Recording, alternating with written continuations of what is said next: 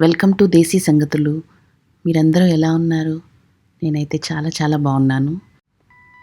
ఇంకా ఈరోజు నేను ఒక మంచి బ్రేక్ఫాస్ట్ చూపిస్తాను, అది కూడా చూసేయండి. సో మనకి మార్కెట్లో బ్రొకోలీ ఇప్పుడు చాలా బాగా దొరుకుతుంది కదా, ఈజీగానే దొరుకుతుంది కదా అవైలబుల్గా. సో ఈ బ్రొకోలీతో మనము ఈరోజు దోశ ట్రై చేద్దాము. ఇది డైట్కి కానీ చాలా రకాలుగా ఉపయోగపడుతుంది, హెల్త్ వైజ్ కూడా, అండ్ మన హార్ట్కి కూడా చాలా మంచిదన్నమాట. ఇంకా బ్లడ్ ప్రెషర్ ఉన్నవాళ్ళు ఈ బ్రొకోలీని డైలీ తినడం మూలంగా కూడా చాలా మంచిదన్నమాట వాళ్ళ హెల్త్కి. అండ్ బ్రొకోలీని మనము సాలెడ్స్లో కానీ ఇంకా కర్రీస్లో కూడా మనం దీన్ని వాడుకోవచ్చు. కానీ ఎవ్రీడే సాలెడ్ లాగా తినాలన్నా బోర్ కొట్టేస్తుంది కదా, ఇంకా డైలీ కర్రీ కూడా చేసుకోలేము కదా. సమ్ టైమ్స్ ఇలాగా మనం దోశలాగా కూడా ట్రై చేయొచ్చు. సో నేను ఈరోజు ఎలా చేయాలో మీకు అది చూపిస్తాను. సో బ్రొకోలీ మనము తినడం మూలంగా ఎన్ని ఉపయోగాలు మనం చూసాం కదా.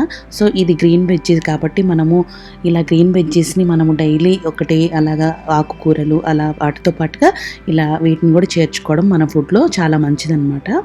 సో నేను ఇంకా బ్రొకోలీ తీసుకొని దాన్ని ఇలాగా శుభ్రంగా కడుక్కొని నేను ముక్కలుగా చేసుకున్నాను అనమాట. కింద స్టెమ్ ఉంటుంది కదా, దాన్ని కూడా మనం పడేయాల్సిన అవసరం లేదు, దాన్ని కూడా మనము కట్ చేసుకొని ఇలా పెట్టుకోవచ్చు.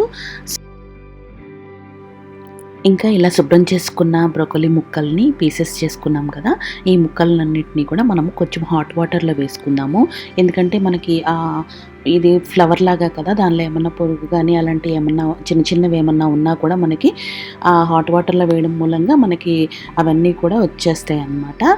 సో అందులో కొంచెం సాల్ట్ వేసుకొని హాట్ వాటర్లో కాసేపు ఉంచుకున్నాను అనమాట. ఇంకా మనము ఈ బ్రొకోలీతో చాలా రకాలుగా వంటలు చేసుకోవచ్చు.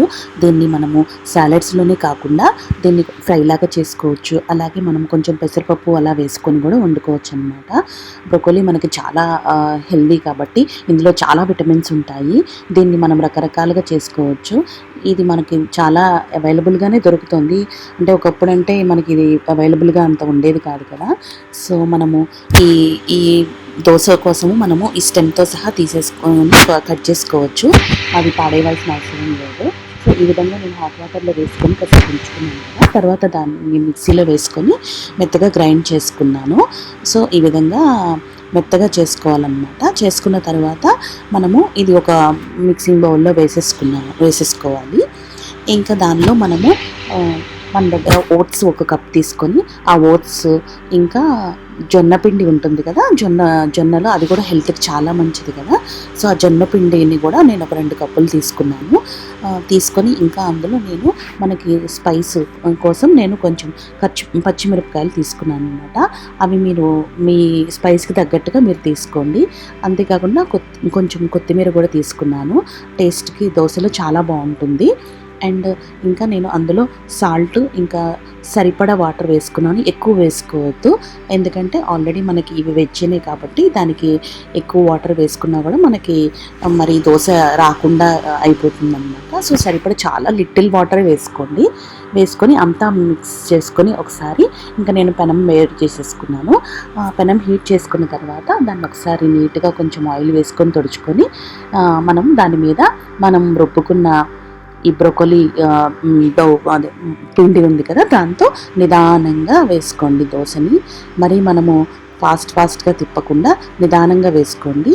ఇంకా మీరు దాన్ని ప్లెయిన్గా వేసుకోవచ్చు, చాలా రకాలుగా చేసుకోవచ్చు. నార్మల్ దోశల్లాగానే మనం వేసుకోవచ్చు అనమాట.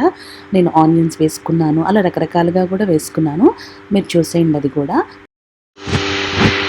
ఈ బ్రొకోలీ దోశ వేసేటప్పుడు కొంచెం నిదానంగా తిప్పుకోవాలి, ఫాస్ట్గా తిప్పుకోవాలి. మామూలు దోశలాగా కాదు కదా, ఇందులో అంత పిండి అవి ఉండవు కదా. సో అందుకని నిదానంగా వేసుకోండి.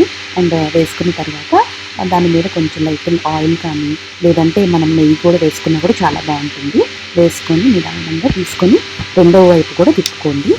ఎందుకంటే ఒక సైడ్ మంచిగా గోల్డెన్ కలర్లో వచ్చాక రెండవ వైపు తిప్పుకొని మనకు తెలుస్తుంది ఎర్రగా ఎలా కాలింది లేనిది. ఇంకా ఇక్కడ చూస్తున్నారు కదా, రెండో వైపు కూడా ఎంత బాగా కాలిందో, ఆనియన్స్ కూడా ఎంత బాగా కాలాయో.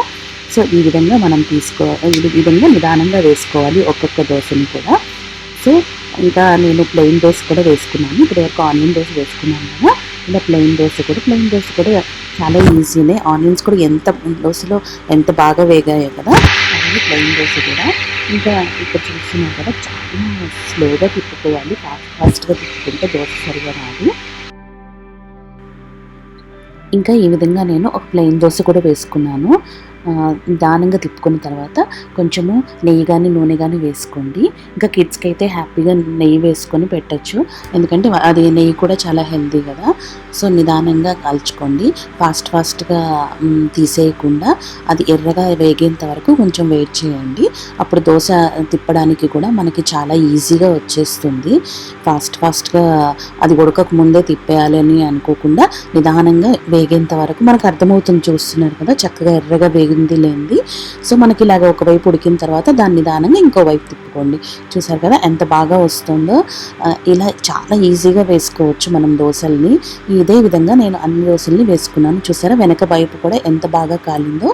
ఇంకా ఇప్పుడు నేను మనము ఇప్పటి వరకు ఆనియన్ దోశ వేసుకున్నాము, అలాగే ఇంకా ప్లెయిన్ దోశ కూడా వేసుకున్నాము కదా, దీని మీద నేను ఎగ్ కూడా ట్రై చేశాను. చూడండి ఎంత బాగా వచ్చిందో. సో ఈ విధంగా ఎగ్ దోశలాగా కూడా వేసుకోవచ్చు.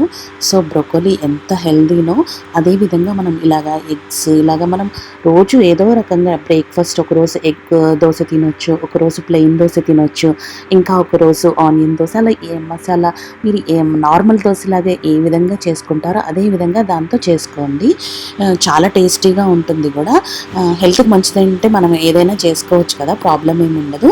ఈ విధంగా నిదానంగా ఎగ్ని మొత్తం దోశ మొత్తం వచ్చేలాగా చేసుకున్నాను. చేసుకున్న తర్వాత దీని మీద కొంచెం కారం, కొంచెం ఉప్పు వేసుకున్నాను. కావాలంటే మీరు ముందుగానే రెండు కూడా కలిపి కూడా దాని మీద వేసుకోవచ్చు. అది మీ ఇష్టం, ఎలా వేసుకున్నా కూడా పర్వాలేదు.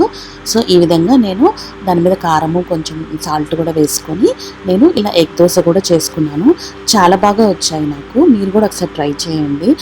ఎవ్రీడే మనము పిండి నానబెట్టి అలాగే ఏమి చేసుకోకుండా దీన్ని అప్పటికప్పుడు కూడా వేసేసుకోవచ్చు. చూసారు కదా, జస్ట్ మనము మిక్సీలో వేసుకొని ఇంకా అవి వేసేసుకోవచ్చు. దీనికి ఫర్మెంట్ అవ్వాలి అలా ఏమీ లేదనమాట, నైట్ అంతా ఉంచడం అలా ఏం అవసరం లేదు.